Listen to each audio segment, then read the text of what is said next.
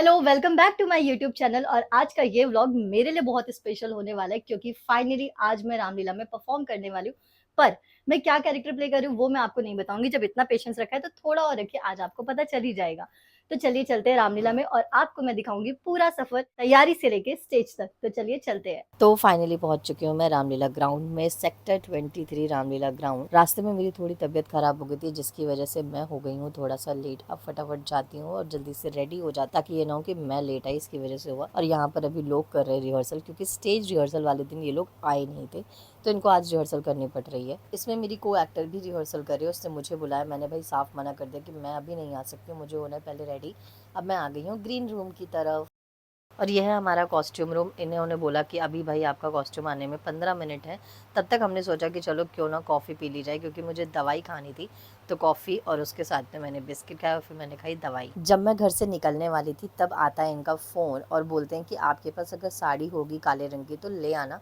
फिर मैंने अपनी एक फ्रेंड से ये मंगवाया और मैं वो लेकर आई। पर जब मैं यहाँ पहुँचती तो बोलते कि ये साड़ी तो चल जाएगी बट लेकिन ब्लाउज और पेटीकोट। मैंने कहा वो तो मेरे पास नहीं क्योंकि मैं साड़ी नहीं पहनती। भाई मैंने तो अपना मुंह कर दिया बंद। और इस साड़ी के साथ ब्लैक साड़ी जिसमें रेड बॉर्डर है ये मुझे दे रही है पिंक कलर का ब्लाउज। हाउ पॉसिबल यार, कैसे जा सकता है इसके साथ पिंक ब्लाउज? अब कुछ भी बना रहे हो, जोकर बनाओगे क्या यार? और हद तो तब हो गई जब ये मिस मुझे बोलती हैं कि वहां पर वो लेडीज हैं, उन्होंने गोल्डन कलर का ब्लाउज पहना है, आपको वो उतरवा कर दे दूं, आप पहन लोगे? यार तुम पागल हो, कोई पहना हुआ ब्लाउज क्यों पहनेगा, वो भी उसका पर्सनल ब्लाउज और उसका पसीना बैक्टीरिया वो सब के साथ मैं वो ब्लाउज पहनूंगी? पता नहीं मुझे ऐसा क्यों लग रहा था कि जबरदस्ती ये लोग ना मेरा पेशेंस लेवल टेस्ट कर रहे हैं। ये है मेकअप रूम। अब मैं आ गई हूँ मेकअप करवाने के लिए चेंज करके। अब बस जल्दी से मेकअप करवाती हूँ। मेकअप मेरा स्टार्ट हो चुका है ताकि यार मैं एक बार मेकअप हो जाएगा ना तो मैं थोड़ी अपनी प्रैक्टिस कर सकूंगी। मैंने अभी तक एक बार भी प्रैक्टिस नहीं करी है आज सुबह से। मेरा आज का जो कैरेक्टर है वो है मेरा फेवरेट कैरेक्टर और मैं चाहती हूँ कि मैं बहुत अच्छा परफॉर्म करूँ, पर शायद ये लोग नहीं चाहते हैं क्योंकि इन लोगों के तो स्यापे खत्म नहीं हो रहे थे। जब मैं मेकअप करवाने बैठी तब मुझे लगा कि फाइनली शायद अब सब कुछ सॉर्ट होगा, पर नहीं। जब मैं इनके पास मेकअप करवाने के बाद गई विग लेने के लिए तो उन्होंने मुझे एक्सटेंशन पकड़ाया ब्लैक कलर का, जो मुझे करना था कलर। यार ब्लैक एक्सटेंशन कलर कैसे हो सकता है? बल्कि ये तो मुझे बोल रहे थे कि आप अपने रियल बालों में ही कलर करवा लो। मैंने तो भाई साफ कर दिया मना कि सॉरी मैं ये नहीं कर सकती हूँ। आप एक कैरेक्टर अपनी रामलीला में रख रहे हैं और आपके पास ना उसके कपड़े हैं ना आपके पास उसकी विग है,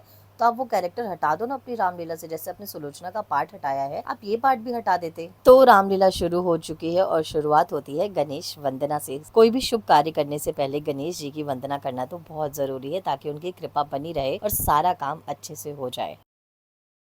और अब होने वाली है मेरी एंट्री। पर बैक स्टेज एक और सियापा। भाई मेरा माइक ही नहीं चल रहा था, पर कोई नहीं, सब प्रॉब्लम को फेस करते हुए और मैं पहुंच गई। अब स्टेज पे हो गई है मेरी एंट्री। थैंक गॉड कि इतनी लाइट्स में ये कलर मेरे ऊपर अच्छा लग रहा था। भाई क्या करूं, भगवान ने मुझे बनाया ही ऐसा है, कुछ भी पहन लूं अच्छा लगता है और किसी की नजर न लगे।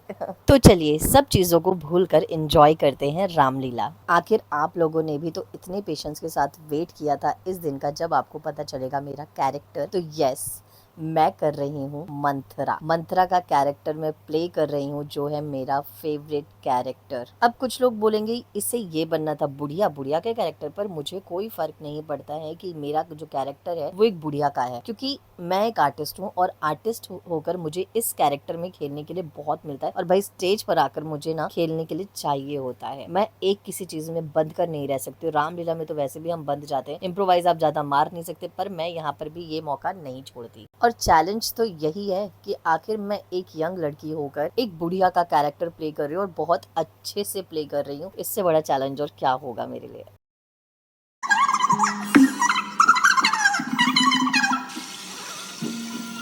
कल होगा जिसका राज तिलक, मर्तबा बुलंद उसी का है।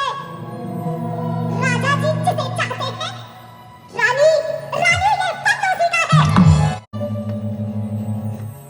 जो जो तुम्हें दिखाई देता है वो खुशी नहीं, मातम है मातम। बजते हैं ये जो नक्कारे, आवाज़ों में फिक्र है। खुल गए भाग्य का शहरिया के। दया दया उसी पर विधाता की। किसने तेरी मति मारी है जो सांप रूही की ढेरी पर। हाँ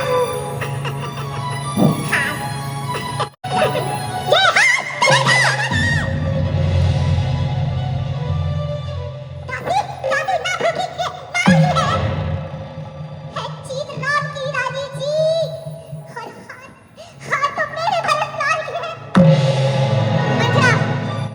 मेरी परफॉर्मेंस जिसका वेट मैं हमेशा करती हूँ कि कब मुझे मौका मिलेगा मंत्रा कैरेक्टर प्ले करने का, तो वो मैं प्ले करके आ चुकी हूँ अब। और ज्वेलरी और विग वगैरह सब मैंने रिमूव कर दिया है। तो दोस्तों ये था मेरा कैरेक्टर, मैं प्ले कर रही थी रामलीला में मंत्रा का कैरेक्टर। एक्चुअली मंत्रा का कैरेक्टर मेरा फेवरेट है क्योंकि एक आर्टिस्ट को इसमें खेलने के लिए बहुत स्कोप होता है। आर्टिस्ट तो वही चाहता है जहां पर उसको खेलने के लिए फुल ऑन चांस मिले।